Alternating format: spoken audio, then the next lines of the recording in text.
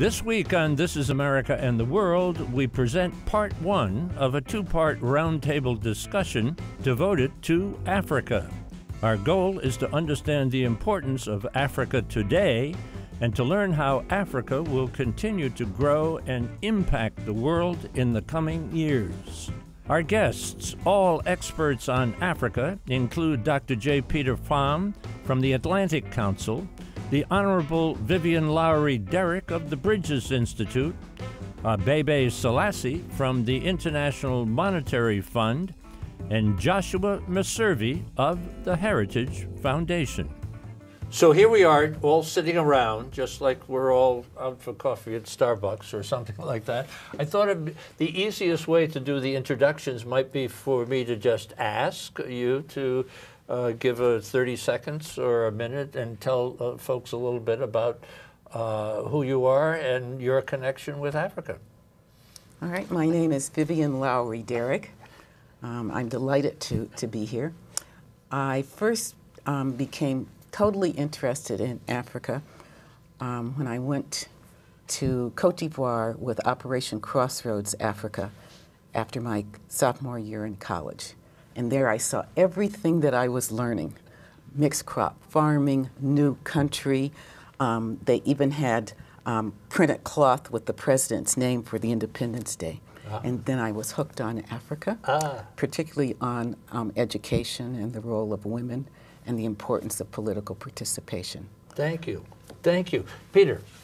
J. Peter Pham. I'm Vice President of the Atlantic Council and Director of its Africa program. And my interest has always been in the dynamism of Africa, not just political, but economic and cultural.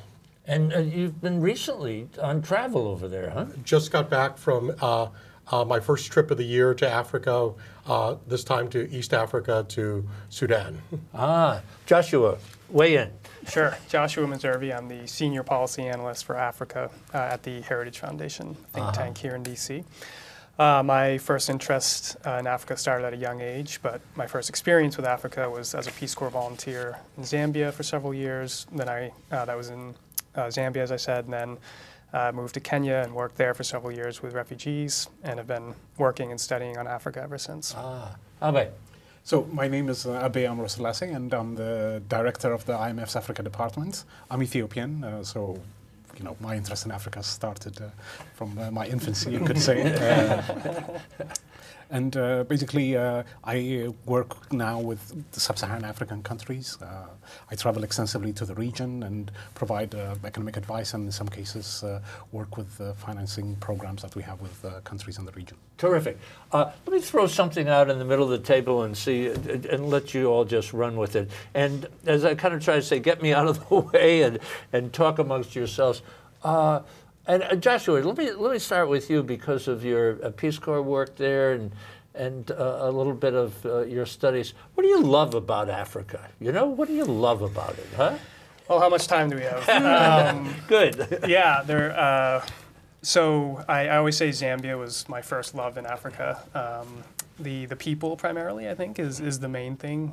The hospitality. I lived in a little village that was, of course, impoverished, but I've never experienced that level of hospitality and generosity. Beyond that, it's a fascinating place.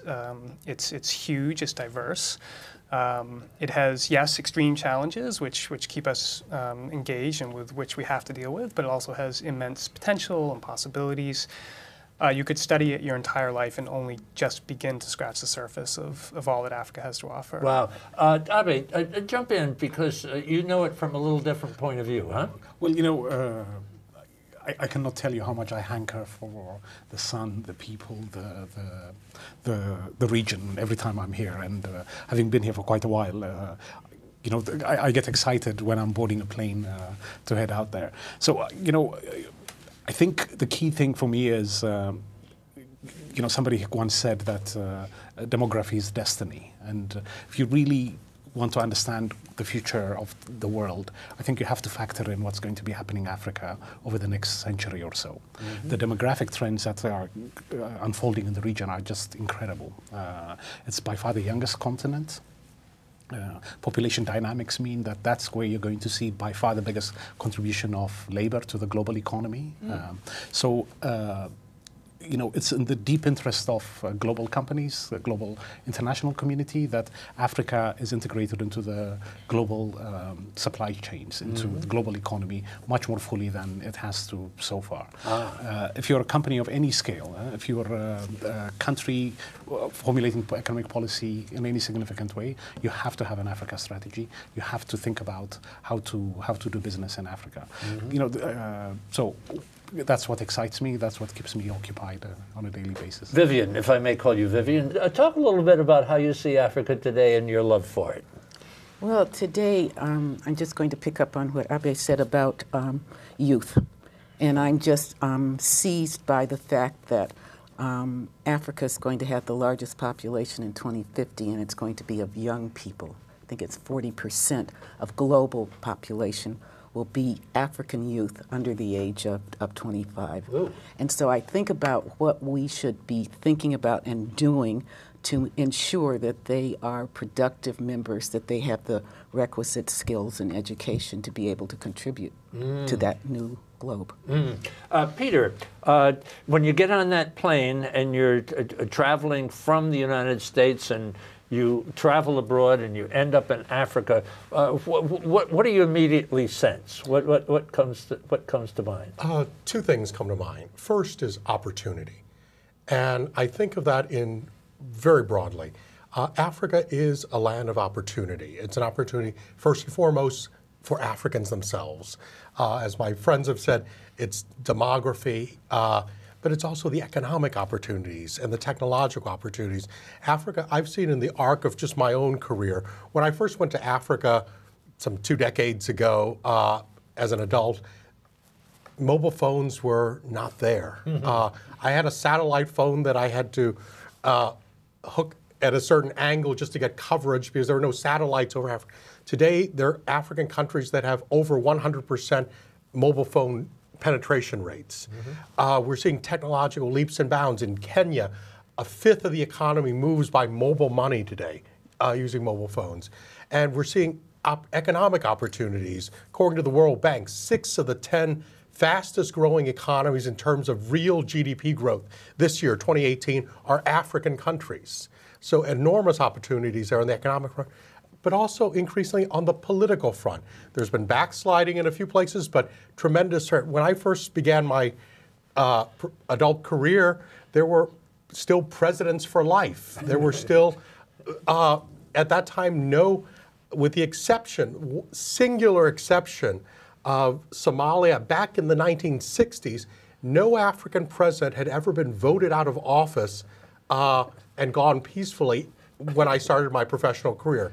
Today, we have multiple transitions from elected president to elected president in country after country. So there's an opportunity there on the political level as well. So I think for the international community, as well as for Africans, there are economic, there are political, and there are strategic opportunities galore. So it's that dynamism that one sees every day there. Terrific. Tell the folks at home, we have gathered together for this roundtable some folks who are expert on Africa, very invested and very experienced about Africa. I wanted to use this opportunity as kind of a learning experience, I'm thrilled that you're all here. Ask you all, everybody at home, sit tight, take a little break, back on the other side. This is America and the World. This is America and the World is brought to you by the Libra Group, the U.S.-China Education Trust, and F.Y. Chang Foundation, guided by Julia Chang Block, President. The League of Arab States, the Rotendaro Family Trust, Japan, History, Hospitality, and Advanced Technology, sharing tomorrow. The Forerunner Foundation, dedicated to forward-thinking public policy. And the Embassy Series, uniting people through musical diplomacy, presenting international artists in diplomatic settings. Vivian, let me ask this question. This is kind of an odd question, but what are Americans missing? What would surprise us? Where do we miss the boat as far as Africa is concerned? Well, I think that we probably don't see all of the good news that's coming out of the continent because we tend to focus on the negatives. So we don't see the dynamism of young entrepreneurs in Africa. And I'm really excited by the program that we have here, YALI, that now has 420,000 young entrepreneurs, highly educated Africans that are thinking about their future. And then I also want us to focus on the remarkable role that women can play. We saw a little bit of that with Ellen Johnson Sirleaf and with Joyce Banda when she was in office. But I think that we really underestimate the power that women can bring both economically and politically to the continent. Okay, let me get out of the way here and just jump in. Go ahead, Abe. What are we missing? What are we missing? I think, unfortunately, Africa is often, when it's reported on here on TV, it's with a negative light. It's the terrible incidents that... So media has not been helpful? Not perhaps painting the full picture that it can. And the positive news is hard to sell and hard to show, right? I mean, compared to bad news. I want to follow on what Peter said. I think, the last 20, 25 years have seen really a transformational change in the region. The politics he spoke about, so we have more constrained leaders relative to before, the emergence of democratic institutions. That's been very important. But what I'm excited about more is also how robustly some economies have been growing in the region. And for a sustained period of time, which is exactly the kind of thing that creates stable societies and also fosters more catch-up with the more advanced countries. And this growth, importantly, has been accompanied by improvement in social outcomes. So if you look at really very important measures of well-being, things like life expectancy, maternal mortality rates, these have all declined in the lion's share of countries in the region. So just beyond the economic good story and the change that we've seen has been not just this skin-deep stuff of very shiny buildings and good infrastructure, but really in a fundamental way the standards of living of the majority of the population improving. Joshua, what do you think we're missing? Well, I think my fellow panelists here have hit on some of the major ones, but I would also offer just the geostrategic importance of the continent. Other countries recognize the importance of Africa. I think of China, of Russia, of Turkey, of the Gulf states, for instance. If you look at their engagement, it has rapidly increased over the last 5, 10 years. I think that most Americans don't understand that the stakes are quite high, actually, in Africa. I would suggest that a lot of the norms that govern economic behavior on the continent, political norms, those are still somewhat in flux. And if the U.S. doesn't lead, if like-minded allies, if we don't come alongside them and lead on the continent, the concern is perhaps that some of our geopolitical competitors might set some of those norms that will be detrimental to long-term U.S. interests. And even beyond that aspect, you have increasing military interests from a whole range of actors, again, including the Gulf states. They're building bases in the Horn of Africa. The Red Sea is increasingly contested, a real competition there. Other states really see Africa as important, and the U.S. needs to also see it as equally important. Let me throw a small hand grenade in the middle of the table, something that I've thought about for a long, long time. Is it our own history that gets in the way of Americans appreciating Africa? Peter? I would say certainly we have a history, and we have to acknowledge and be frank about that history, including the contribution made by people who were brought to the United States against their will in that horror of the Middle Passage. Our debt to those people for their contribution to the building of our own country, but also the ties that the sacrifices that they made, however unwilling their passage was. On the other hand, I think another thing that kind of, I think, constrains us perhaps, is this view of Africa that is perhaps dated, of Africa as Africa without agency, that it's not a strategic place. As Josh was saying earlier, there's very strong strategic, and that's part of the story that's missing.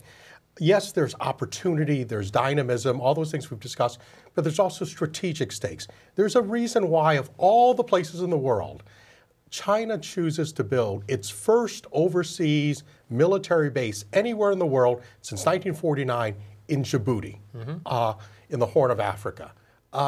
There's a reason why, of all the permanent 5 members of the UN Security Council, China has the most forces deployed in UN peacekeeping in Africa, more than the other 4 put together. So there's strategic stakes, and not just with China, but other countries.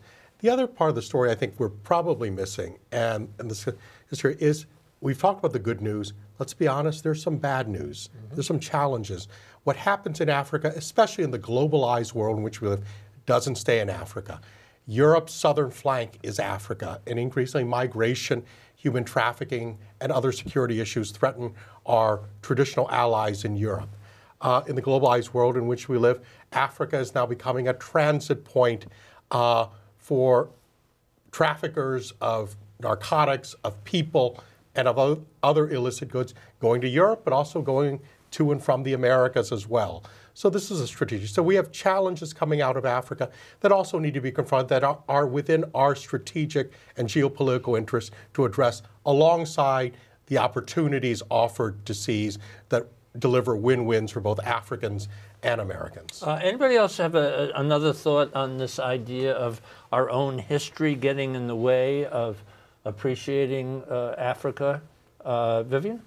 I'm not sure that, well, let me put it this way. I think that we can use that sordid history and build on it.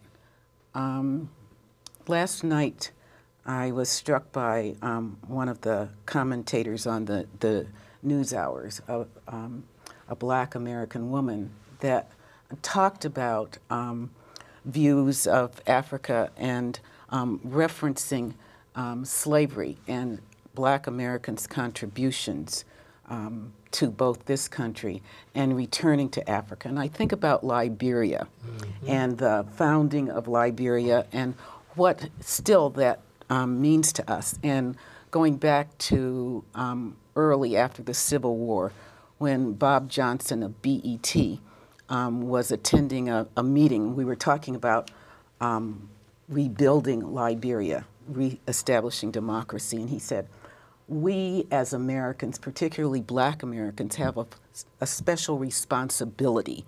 And he said that for Black Americans, Liberia is our Israel.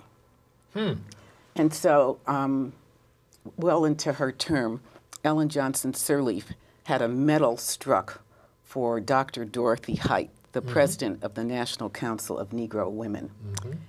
And my NGO, the Bridges Institute, was able to make that connection happen. And I've always thought about that these really are the ties that bind us together. And so when we start thinking about some of the atrocities that we've seen in Africa, then I think that probably Black Americans feel it more acutely because we're so well aware of what possibilities are for Africa. And so we want to be involved in policy making there that helps Africa be its best self. More than 1 billion people, right, in Africa, 54 different countries. This is not a fair question, but I'll put it out there anyway. If you go across the 54 countries, are there 2 or 3 common denominators that Abe just looked up at the ceiling, and I told you it was not a fair question to put on the table, but it's still, I'm still trying to use our getting together here to see if we can dent some resistance on the part of Americans. But if the answer is no, then that's the answer. I don't know. I mean, I've traveled beyond Africa, some, of course, and I have to say I see more variety in the continent than probably anywhere outside. I mean, from Cape Town to Cairo and from Addis to Dakar. Yeah. I think you find most incredible diversity, as diverse a continent as you would outside Africa. No, I mean I don't know what you guys think, but I'm biased. And No. But I remember doing a similar roundtable with a group of ambassadors from Asia, and I turned to, at that time, the ambassador from Singapore, Ambassador Chan, and I said, "Is there a common denominator amongst all the Asian countries?" And she looked at me in total disbelief, and she said, "Well, we all eat rice," and that was pretty much as far as it went. But you're absolutely. We've just traveled a bit in Africa, just a couple of countries, but just the difference between, say, Egypt and North and Benin. Those are a couple of countries that we've been to. The warmth and hospitality of the people, I think, is a common denominator that I've just experienced in those two. And even in some of the areas that are so poor, the people are just, if there's the possibility of being happy in poverty, that's the only way I can say it. There's just a graciousness and a warmth and a welcomingness. Please, weigh in. Vivian. When I look at Africa, and when I'm thinking about specific countries, I think about four things. I think about the human resources and the leadership capacity. Good going, yeah. The second one is looking at the institutions and the institutions of government, the institutions of society, and how strong and tensile they are. And then I look at the financial resources that are available to the country in terms of both its own internal government budget and in terms of donor assistance. And then lastly, I look at the state of its infrastructure. And so that means that I look at 54 countries individually to see how those four things are manifesting themselves. And are you encouraged? By Africa today? I am indeed.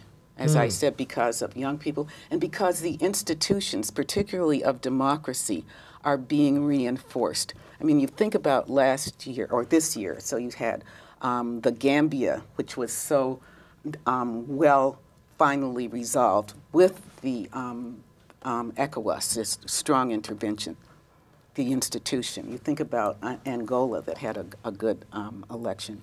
You think about Kenya and Liberia, and I put the two of them basically together because the institutions were challenged in both cases, but in both cases the institutions held. And citizens now are, really across the continent thinking about democratic norms. Civil society is stronger. So yes, I'm very optimistic. How do people who are, I read something last night which I thought was kind of interesting. They said Africa is not a poor continent. It's a rich continent inhabited by an awful lot of poor people. Does that ring in, Josh? Does that sound right to you? Yeah, absolutely. When you look just from a natural resources perspective, for instance, the continent has about 7.5% of the world's proven natural gas and oil reserves, lots of critical mineral commodities. So the U.S. has designated 23 mineral commodities as critical to the U.S. infrastructure, economy, security.